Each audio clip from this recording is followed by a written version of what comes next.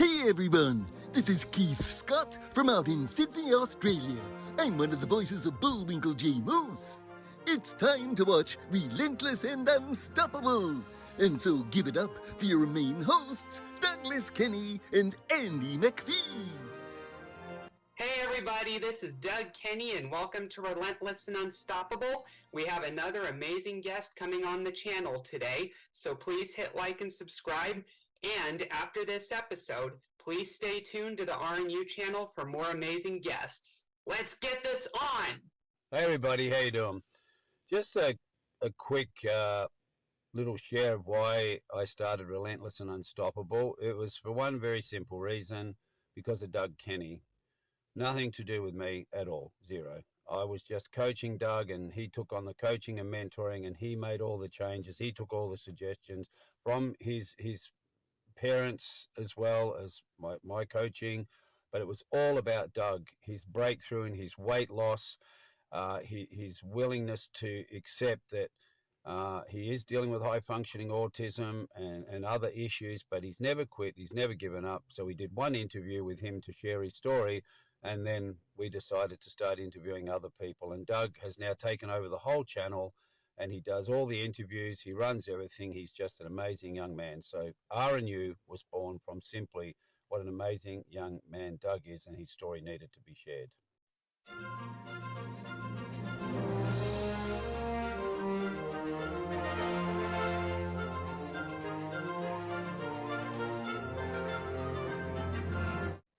Hey everybody, this is Doug Kenny from Relentless and Unstoppable, and today we have, from out in Australia, Lara Deam. How you doing?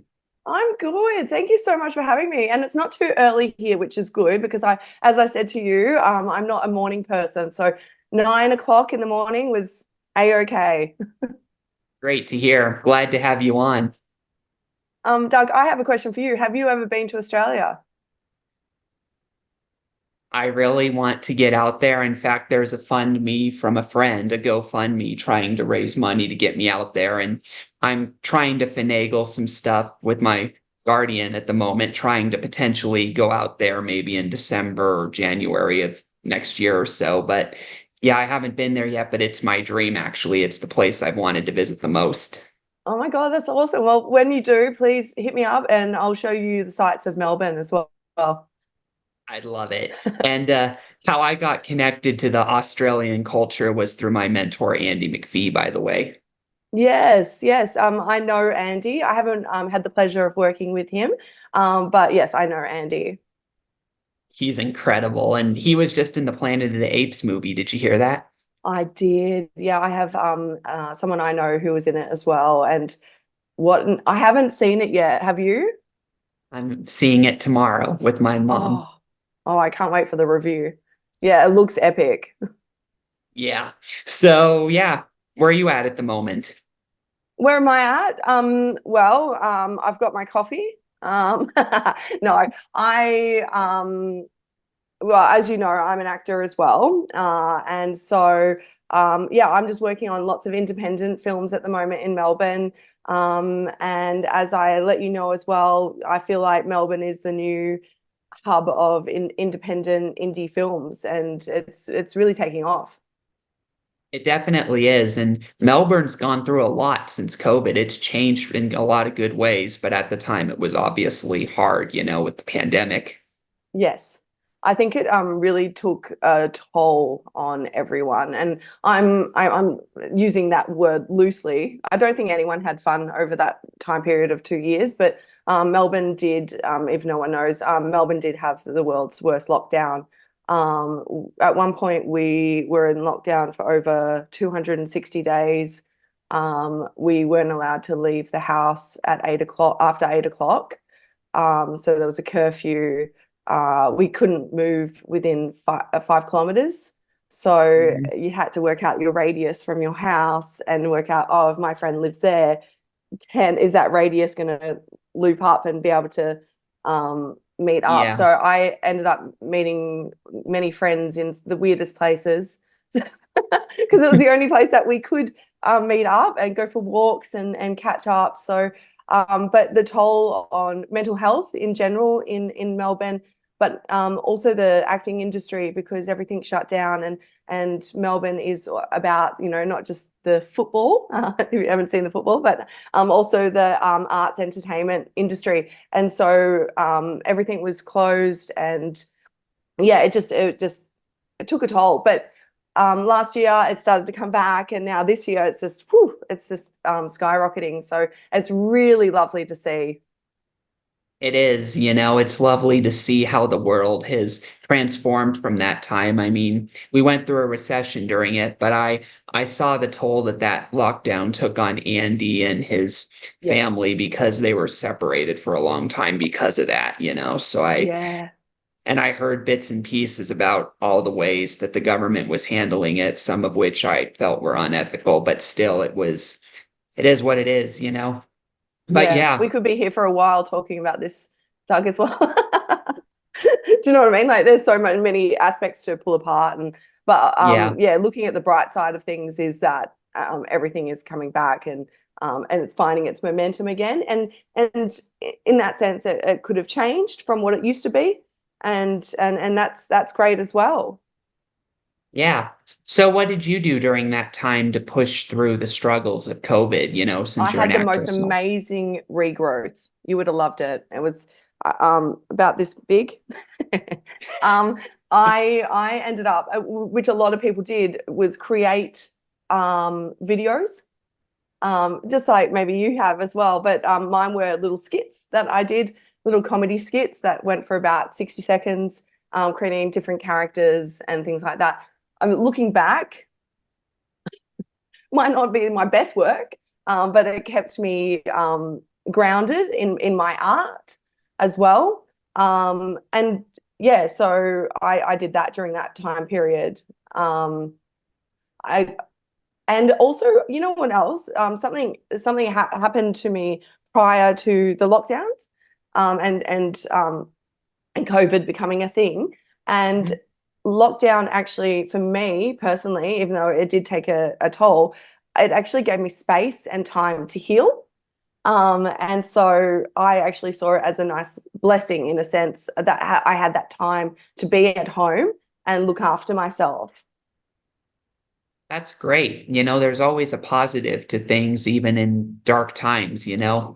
When the pandemic happened, many people close to me were saying that things were never going to be the same again. You know, they Yeah. were hopeless. And Yes. when I heard that, I was like, that's not true, guys. They're going to find a vaccine eventually for it. And look what Yes. happened. Exactly. Exactly. So yeah, so I've just been working on last year I worked on a feature film, which I was very happy to be the lead of. That's coming out later this year. That was a Sri Lankan horror, which was very unique. I'm very much looking forward to seeing that. And then this year I've just been doing many short films, different characters, and a music video. And then what's coming up is a web series, another short film, and potentially another feature film as well. So I'm very busy, which yeah, is great. Glad to hear you're staying active. So, what was making that horror movie like? Um, it was very unique. I got to know the cast and crew very well. We shot for 5 weeks straight, nearly leading. Well, I was 5 weeks. Some other people did a bit longer as well, but my block was 5 weeks. And we all stayed in Airbnbs. So I got to know the cast and crew very well, and it was incredible. It really was. I don't know if you believe in ghosts, but I do. We shot in a haunted mansion out in regional Victoria, and it was terrifying. So it was a horror that we're shooting, but it was also a terrifying experience just being in this beautiful mansion. But there was one room that had these beds that were children's beds, and um, they said, watch out, because I Googled a lot before I, went, and they said, watch out because there's marks on the bed. If you make the bed and press it down beautifully, if you come back later, there's marks on the bed where children the ghosts of children jump up and down on the bed. And so I did it, and it happened, and I was like, nope, I'm out of here. And there was no electricity, so we all had to have, you relied on the electricity of the gaffer, setting up the lights. And some nights we'd finish, 11 p.m. and you'd have to go upstairs, and there was no light, so you're just relying on your torch on your phone. And I'm not I'm not that young, but but I was acting like a kid, scared of the dark. I was just running. I don't know if running works for ghosts. I think they probably could chase you, probably, but I was running. Yeah. Maybe it was Casper. Yeah, it could have been. It could have been. Hey, Casper's a friendly ghost. I would like that. Yeah. But yeah, but yeah, to answer your question though, yeah, I think ghosts are a possibility because, I am religious and, there are things about the world that I've seen that are pretty interesting, superstitious wise, that I've noticed. And yes. so I think ghosts could exist. Yeah, yeah. My grandpa, he was in the Navy, and he was also a detective in his life. And so, he's very regimented and all that. However, he believes in ghosts and he's seen many ghosts. So, I'm like, if someone from the Navy and who was a detective can believe in ghosts, Yeah, for sure. So, what struggles did you go through before going into all this bright acting, Yeah, because yeah, no, that's a really good question. And we touched upon that when we typed together and met through text. Mhm. But what got me into acting, I'll start there, is that I always wanted to be a ballet dancer. So I started dancing when I was 3. Apparently, Mum couldn't not get me to stop dancing at home. So she was like, we have to get her into classes. So I started in Darwin, and then moved to regional Victoria and continued on. And it was RAD style classical ballet. And then in year 11, which is our equivalent of, we finish at year 12. I know it's very different in America, but in year 11, I got into a full-time dance, into full-time ballet. And so in year 12, moved to Melbourne all by myself at the age of 17 and lived on campus and did full-time ballet. However, during my time there, my left foot got injured, and it got over. I overused it because you're up on your toes, and it was in the ankle part of the foot, and I just overused it and created a spur to the point where I couldn't walk. So I had to have an operation, and then I just thought, what am I doing? What am I going to do with my life? Because that was all I wanted to do. It really took a toll on, once again, my mental health, because as a child, that's the be end and end all, my life is over, kind of, yeah. So I took steps to go to university, which I never had just thought about. And my dad was a town planner at the time. So he was like, why don't you get into town planning? You're good at drawing, you're good at thinking outside the box and things like that. And so I ended up going to university for a very long time. It ended up being 6 years because I did a double degree in urban design and landscape architecture. And at the end of halfway through my last year at university, I got very, very ill and ended up losing part of my eyesight. And even today, it's still gone. But I'm used to it now. But at the time, when my central vision disappeared, it was terrifying. And I don't think I felt that. You used the word before, hopeless. I really felt a sense of hopelessness because a part was missing, and I didn't know. And it really took away who I was, my identity, which is crazy to think. Just this part of you can leave, and you know.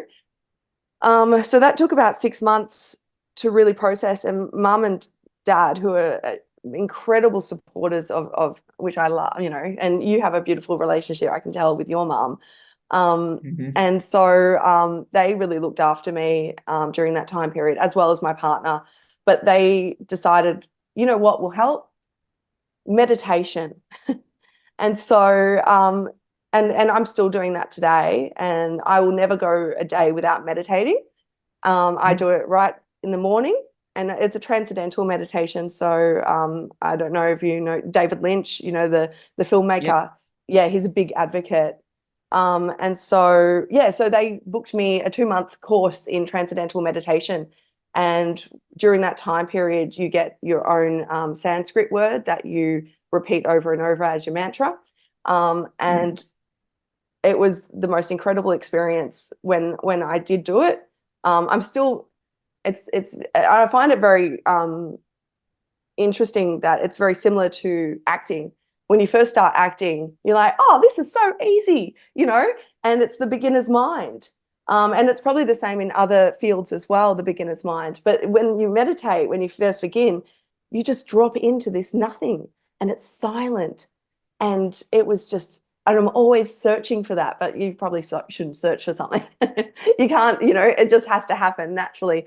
But the same thing happened with acting for me, and it happens to a lot of people when they first begin, which is the beginner's mind. And so anyway, so I was meditating for 6 months, and suddenly it occurred to me, I need to get into acting. And that is the long-winded story of how I became an actor. And I've never looked back. And it's been absolutely perfect for me. It nourishes me. It uses all my sides of my personality, creativity, imagination. I have a big imagination. So yeah, it works perfectly. That's amazing. Gee, that's all we have for Relentless and Unstoppable. So tune into the next episode to hear more amazing stories from amazing guests. This is Keith Scott from Sydney, Australia, saying so long, and I'm smarter than the average bear. Gee.